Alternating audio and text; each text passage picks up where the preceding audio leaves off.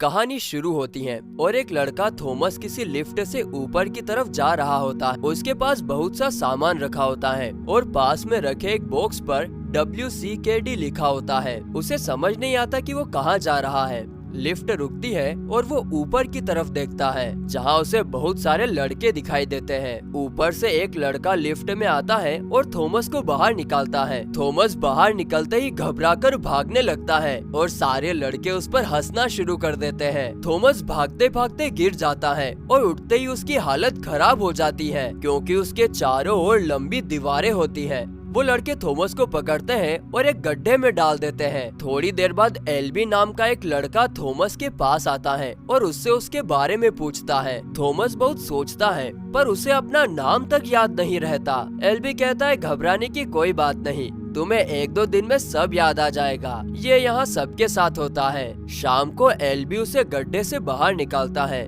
और थॉमस उससे पूछता है कि यह कैसी जगह है और हम सब यहाँ पर कैसे आए। एल्बी कहता है कि इस जगह का नाम ग्लेड है और यही हमारी पूरी दुनिया है। हम इन बड़ी बड़ी दीवारों से घिरे हुए हैं जहाँ से निकलना इम्पॉसिबल है। हमारी जरूरत की चीजें हर हफ्ते उस लिफ्ट से आती है जिससे तुम ऊपर आए थे। और जहाँ तक बात है यहाँ आने की, तो इस सवाल का जवाब किसी के पास नहीं है। हर हफ्ते कोई ना कोई लड़का इस लिफ्ट से यहाँ आता है और हमेशा के लिए कैद हो जाता है। थॉमस को दूर दीवार के बीच एक गेट दिखाई देता है और वो एल्बी से पूछता है कि वो कैसा रास्ता है। एल्बी कहता है कि यहाँ पर 3 रूल्स हैं जो सबको फॉलो करने ही होंगे वरना उसे सजा मिलेगी। पहला तो हर किसी को अपना काम खुद ही करना होगा। दूसरा, साथी लड़कों को कोई नुकसान नहीं पहुँचाएगा और तीसरा, कोई बिना परमिशन के उस रास्ते पर नहीं जाएगा। थॉमस को ये बात बहुत अजीब लगती है कि उन सबके सामने एक रास्ता है फिर भी वो लोग यहाँ से जाना नहीं चाहते। थॉमस उस गेट की तरफ बढ़ता है पर तभी एक छोटा लड़का चक आकर उसे रोकने लगता है। अचानक थॉमस को उस गेट से 2 लड़के भागते हुए दिखाई देते हैं जिन्हें देखकर वो कंफ्यूज हो जाता है। चक उससे कहता है कि हाँ, किसी को भी उस रास्ते पर जाने की परमिशन नहीं है लेकिन रनर्स उस रास्ते पर जा सकते हैं। दरअसल ये रास्ता एक मेज यानी भूल भुलैया का रास्ता है। अब ये सुनकर थॉमस उस मेज में जाने की सोचता है और गेट के पास पहुंच जाता है पर तभी गैली नाम का एक लड़का आकर उसे गिरा देता है। ये देखकर एल्बी और बाकी बच्चे भी वहाँ आ जाते हैं। थॉमस गुस्सा हो जाता है और पूछता है कि गैली ने ऐसा क्यों किया। एल्बी कहता है कि हम तो बस तुम्हारी जान बचाना चाहते थे। थॉमस और कुछ कह पाता उससे पहले एक डरावनी आवाज आती है और उस मेज की दीवारें आपस में जुड़ जाती हैं। थॉमस ये देखकर शॉक हो जाता है। उस रात सभी लड़के पार्टी कर रहे होते हैं क्योंकि एक नया लड़का यानी कि थॉमस ग्लेड में आया होता है। इधर सभी बच्चे तो डांस कर रहे होते हैं लेकिन थॉमस एकटक उस गेट की तरफ देख रहा होता है। अब एक लड़का न्यूट उसके पास आता है और उसे बताता है कि उस भूल भुलैया से निकलना नामुमकिन है। उस मेज के अंदर सिर्फ वही लड़के जाते हैं जिनमें काबिलियत होती है और इन्हीं बच्चों को ही रनर्स का नाम दिया गया है। रनर्स कौन होंगे इसका डिसीजन एल्बी लेता है क्योंकि वो ही यहाँ सबसे पहले आया था। उसने ही ग्लेड को रहने लायक जगह बनाया है और इसीलिए वो हम सबका लीडर भी है। इसके अलावा इस मैच के रास्ते हर रात बदल जाते हैं इसीलिए कोई भी रनर आज तक उसे पार नहीं कर पाया। सबसे बड़ी प्रॉब्लम यह है कि रनर को अंधेरा होने से पहले वापस ग्लेड में आना होता है वरना वो रात भर के लिए उसी मैच में फंस जाएगा। और आज तक कोई भी रनर मेज में फंसने के बाद वापस नहीं आया। मेज में कुछ जानवर रहते हैं जिन्हें ग्रीवर्स कहा जाता है और ये जानवर किसी भी इंसान को पाते ही उसकी जान ले लेते हैं। हर रोज 2 रनर्स उस मेज में जाते हैं। इस काम को करते 3 साल हो चुके हैं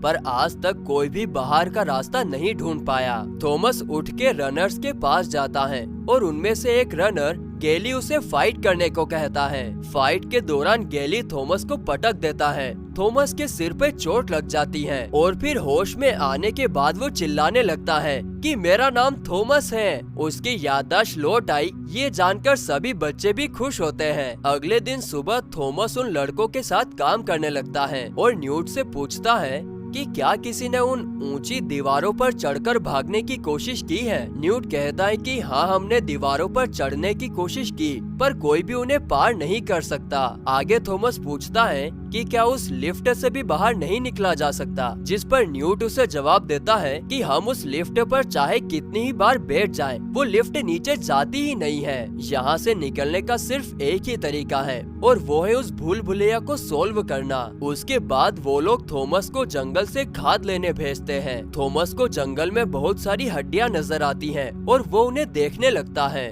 जंगल में ही एक रनर भागता हुआ आता है और थॉमस पर हमला कर देता है। रनर कहता है कि इन सब की वजह तुम ही हो, पर थॉमस कुछ समझ नहीं पाता। वो रनर थॉमस को जान से मारने की कोशिश करता है, पर थॉमस किसी तरह वहाँ से बचकर भागता है। वो रनर थॉमस को दबोच लेता है, पर बाकी लड़के आकर उसे छुड़ा लेते हैं। एल्बी उस रनर के पेट को देखता है और गैली कहता है कि इसे भी डंक लग चुका है, जहर फैलने लगा है और अब इसे बचाना नामुमकिन है। एल्बी कहता है कि इस रनर को गड्ढे में डाल दो। थॉमस पूछता है कि उस रनर को क्या हुआ। एल्बी कहता है कि उसे ग्रीवर का डंक लग चुका है और अब उसके शरीर में संक्रमण फैल जाएगा, जिससे वो और भी खतरनाक हो जाएगा। शाम को सभी लड़के उस रनर को मेज के दरवाजे पर ले जाते हैं और जब दरवाजा बंद होने लगता है तो डंडों की मदद से उसे मेज में धक्का दे देते हैं। थॉमस ये देखकर शॉक हो जाता है कि कैसे उन्होंने अपने ही दोस्त को मौत के मुंह में ढकेल दिया।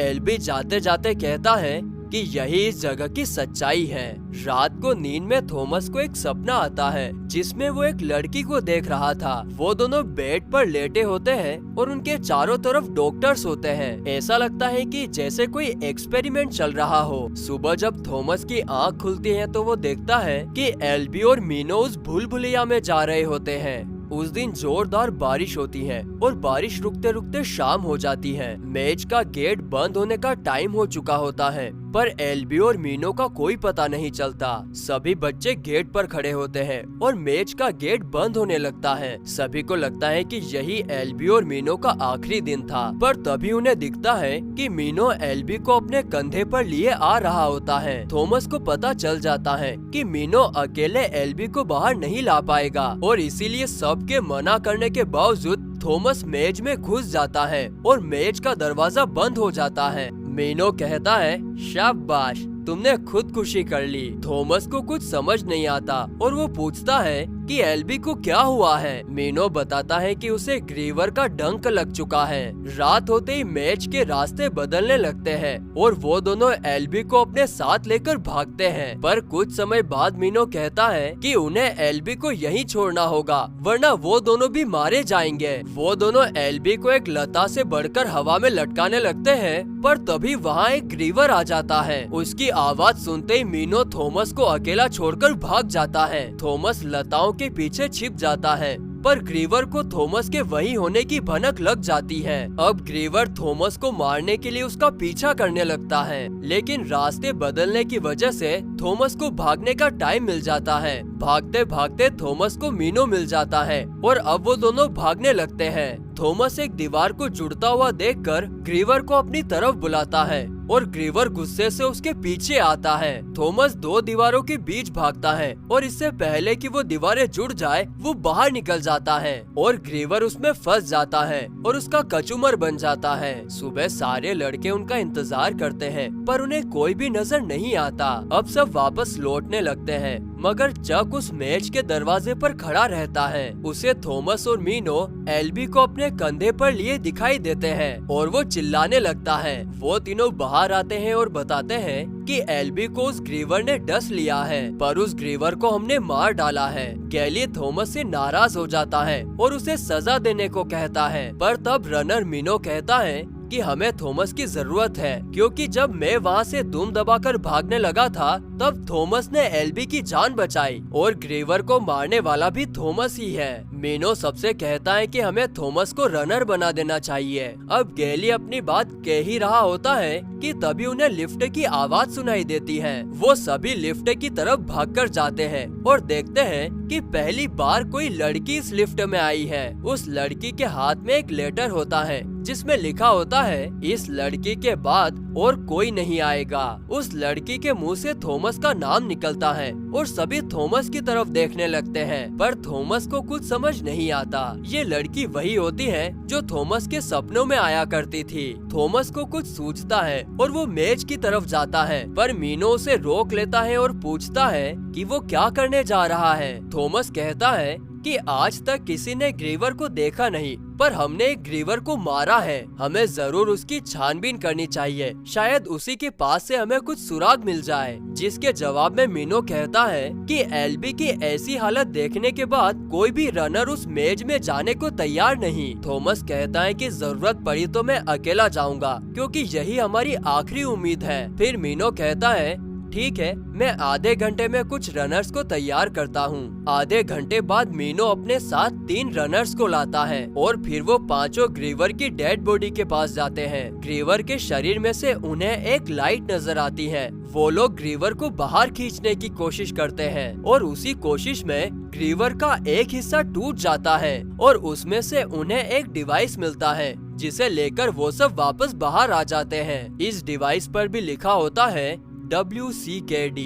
वो लोग ये डिवाइस गैली को दिखाते हैं और थॉमस कहता है कि जरूर इस डिवाइस का एल्बी के बीमार होने से कोई लिंक है, पर गैली अपनी मर्जी चलाना चाहता है और थॉमस को सजा देने की बात कहता है। लेकिन बाकी बच्चे थॉमस को नया रनर बना देते हैं और गैली नाराज हो जाता है। अगली सुबह मीनो थॉमस को लेकर जंगल में बनी एक झोपड़ी में लेकर जाता है, जिसमें छोटे पत्थरों से बना एक मैप होता है। मीनो उसे बताता है कि ये उस भूल भुलैया का मैप है। हमने 3 सालों से लगातार जाकर मैच की इंफॉर्मेशन इकट्ठा की और इस नक्शे को बनाया है। इस मैच के 8 ब्लॉक हैं। हर रात अलग ब्लॉक खुलते हैं और दीवारें डिफरेंट पैटर्न में जुड़ जाती हैं। इन दीवारों के जुड़ते ही नए रास्ते बन जाते हैं। हम रास्ते पर गए पर कभी बाहर निकल नहीं पाए। इस भूल भुलैया से बाहर निकलना नामुमकिन है, क्योंकि इसका कोई एग्जिट नहीं है। थॉमस पूछता है कि तुमने किसी को ये बात क्यों नहीं बताई। मीनो कहता है कि यह एल्बी की इच्छा थी। वो नहीं चाहता था कि अंदर रहने वाले बच्चे अपना होप खो बैठे। कल रात को ब्लॉक नंबर 7 खुला था और ये ग्रीवर भी उसी ब्लॉक से आया था। अब थॉमस कहता है कि जब ये ग्रीवर ब्लॉक नंबर 7 से अंदर आ सकता है तो वहीं से वापस भी जा सकता है। वो दोनों ब्लॉक नंबर 7 के पास जाने की बात कर ही रहे होते हैं कि तभी उन्हें पता चलता है कि उस लड़की को होश आ गया है। वो जब वहाँ जाते हैं तो देखते हैं कि वो लड़की एक मचान के ऊपर चढ़कर बाकियों पर चीजें फेंक रही होती है। थॉमस उसके पास जाता है और उससे उसका नाम पूछता है, पर उसे भी कुछ याद नहीं होता। थॉमस कहता है कि तुम जब ऊपर आई थी तब तुमने मेरा नाम लिया था, तो क्या तुम मुझे जानती हो? वो लड़की मना कर देती है। थॉमस उसे बताता है कि मुझे कई बार तुम्हारे सपने आते थे, पर अब मुझे लगता है कि वो सपने नहीं बल्कि यादें थी। उस लड़की का नाम टेरेसा होता है, पर उसे इस वक्त कुछ याद नहीं आता। वो अपनी जेब से 2 सिरिंज निकालकर थॉमस को देती है। उन सिरिंज पर भी लिखा होता है WCKD।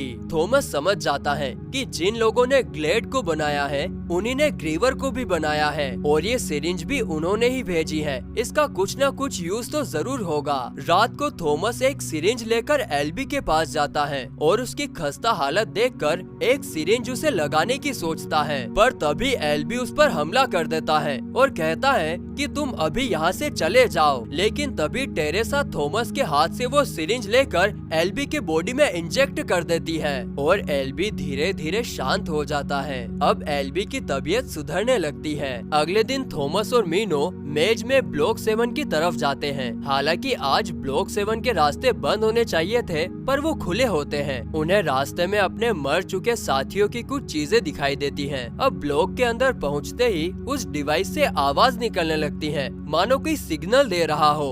वो दोनों डिवाइस को घुमाते हैं और जहाँ रखने पर उन्हें आवाज सुनाई देती है उस डायरेक्शन में आगे बढ़ जाते हैं। आवाज का पीछा करते करते वो दोनों एक दरवाजे के सामने पहुँचे हैं। उनके डिवाइस की लाइट रेड से ग्रीन हो जाती है। ग्रीन होते ही वो दरवाजा खुल जाता है और वो दोनों अंदर घुस जाते हैं। आगे जाने पर उनके सामने एक और दरवाजा खुलता है, जिसमें से एक लाइट उन्हें स्कैन करती है। उसके बाद अचानक से सभी दरवाजे बंद होना शुरू हो जाते हैं। दरअसल स्कैन में पता चल जाता है कि ये कोई ग्रीवर नहीं बल्कि इंसान है। वो दोनों भागने लगते हैं क्योंकि अगर उन्होंने थोड़ा सा भी लेट किया तो वो मारे जाएंगे। मेज की दीवारें गिरने लगती हैं, पर किसी तरह से वो दोनों वहाँ से बाहर निकलने में कामयाब हो जाते हैं। बाहर निकलकर वो सबको बताते हैं कि उन्होंने एक नया रास्ता ढूंढ लिया है। ग्रीवर दिन में इसी रास्ते के सहारे कहीं चले जाते हैं और शायद यही बाहर निकलने का इकलौता रास्ता है। शाम को वो सभी एल्बी के पास जाते हैं और उसे बताते हैं कि उन्होंने यहाँ से बाहर निकलने का रास्ता ढूंढ लिया है। पर एल्बी की आंखों से आंसू निकलने लगते हैं और वो कहता है कि यहाँ से कोई कभी नहीं निकल सकता। मुझे सब कुछ याद आ चुका है।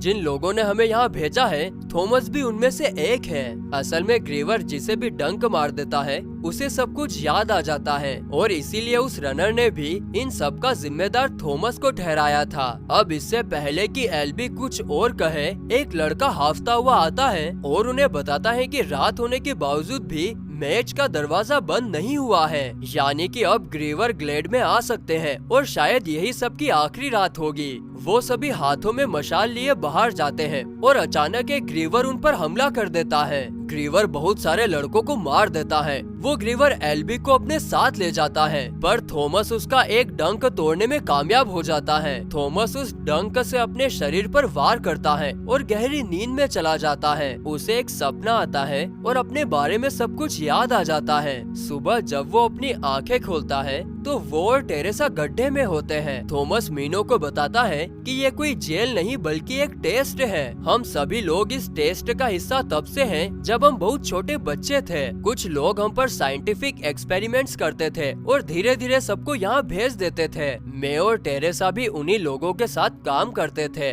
जिसे सुनकर मीनो पूछता है कि फिर तुम्हें यहाँ क्यों भेज दिया गया। थॉमस कहता है कि उसे इस बारे में कुछ भी याद नहीं। टेरेसा को भी ये बात सुनकर हैरानी होती है कि ये सभी बच्चे उन दोनों की वजह से इस नर्क में फंसे हुए हैं, पर मीनो और न्यूट को उन पर विश्वास होता है। मीनो कहता है कि जो काम तुमने शुरू किया था उसे अंजाम भी तुम ही दोगे।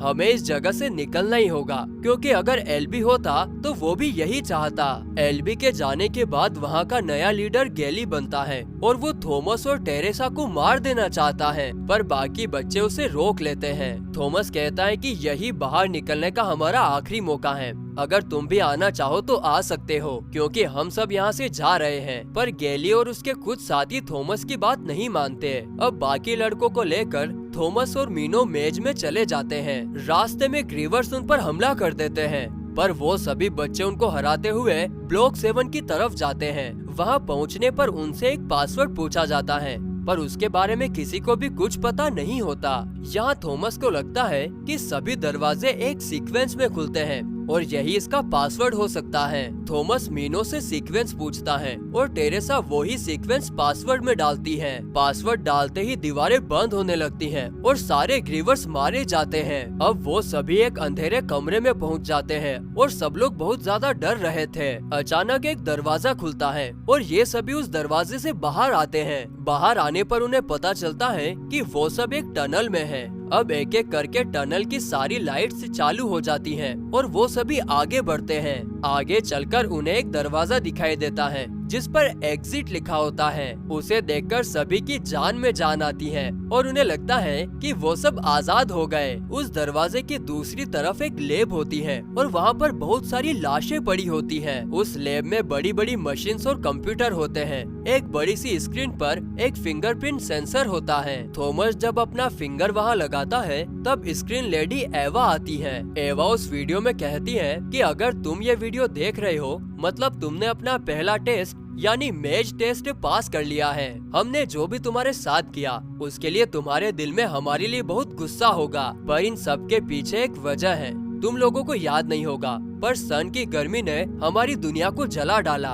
लाखों लोग मारे गए, पर ये सिलसिला नहीं रुका। इसके बाद धरती पर एक वायरस आया जिसने लोगों के दिमाग पर अटैक किया। लोग जानवरों से भी बदतर हो गए और एक दूसरे पर हमला करने लगे। इसका कोई भी इलाज नहीं मिल पा रहा था, पर तभी हमें एक आस दिखाई दी और वो था ये एक्सपेरिमेंट। नई जनरेशन को मुश्किल हालातों से गुजरना होगा। हर एक पड़ाव को पार करना होगा ताकि हम उनके माइंड को रीड कर सकें और इस बीमारी का कोई सॉल्यूशन निकाल सकें। बच्चे समझ जाते हैं कि वो सभी इसी टेस्ट का हिस्सा हैं और उन्हीं की मदद से उस वायरस का इलाज ढूंढने की कोशिश की जा रही है। वो लेडी कहती है कि तुम सबके दिमाग में बहुत सारे डाउट्स होंगे, पर वो सभी डाउट्स धीरे धीरे दूर हो जाएंगे और ये टेस्ट तो बस एक शुरुआत है। असली बला अभी टली नहीं है। बाहर की दुनिया तुम्हारा इंतजार कर रही है। और उसी वीडियो में कुछ लोग उस लैब में हमला करते हुए दिखते हैं और एक एक करके सबको मारते जाते हैं। एवा अपनी बातें कहने के बाद पिस्तौल से अपने सिर में गोली मार लेती है और उसकी मौत हो जाती है। वो सब जब पीछे मुड़कर देखते हैं तो उन्हें डॉक्टर एवा की लाश दिखाई देती है। वो लोग बाकी स्क्रीन और मशीन्स को देखते हैं और उन्हें पता चलता है कि उन सभी की दिमाग पर नजर रखी जा रही थी और जो कुछ भी उनके साथ होता था वो यहाँ बैठे लोगों को पता चल जाता था। अब वो लोग ये चीजें देख ही रहे होते हैं कि वहाँ गैली आ जाता है। उसके हाथ में एक गन होती है। गैली कहता है कि ये सब थॉमस का किया धरा है और उसकी तरफ गोली चला देता है। ये गोली थॉमस के बदले चक को लग जाती है और उसकी मौत हो जाती है। मीनो अपने हथियार से गैली को मार डालता है। अब कुछ लोग हथियार लिए आते हैं और सभी बच्चों को अपने साथ एक हेलीकॉप्टर में बिठाकर ले जाने लगते हैं। वीडियो में डॉक्टर एवा ने अपने सिर पर गोली चलाई थी, पर वो मरी नहीं थी। उसे तो एक खरोच तक नहीं आई होती है। हम देखते हैं कि एवा अपने कुछ साथियों के पास जाती है और कहती है कि हमारा मैच टेस्ट सक्सेसफुल हुआ। मुझे लगा नहीं था कि इतने सारे बच्चे जिंदा रह पाएंगे, पर ठीक है, जितने ज्यादा बच्चे उतना ही अच्छा होगा। यही बच्चे हमारी आखिरी उम्मीद हैं। फेज 2 के लिए तैयार हो जाओ।